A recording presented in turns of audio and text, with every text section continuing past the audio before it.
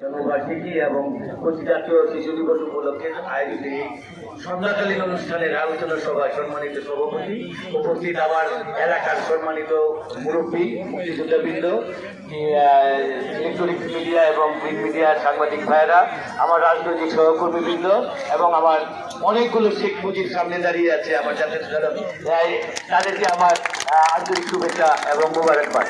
আসলে এই যে একটা কালচার শুরু করেছেন আমাদের মাননীয় প্রধানমন্ত্রী, যে এই যে মুজিব, আসলে মুজিব কি, মুজিব না হলে যে আমরা এই বাংলাদেশের স্বাধীনতা পেতাম না, তার সম্পর্কে আমাদের জানাটা যে কত জরুরি।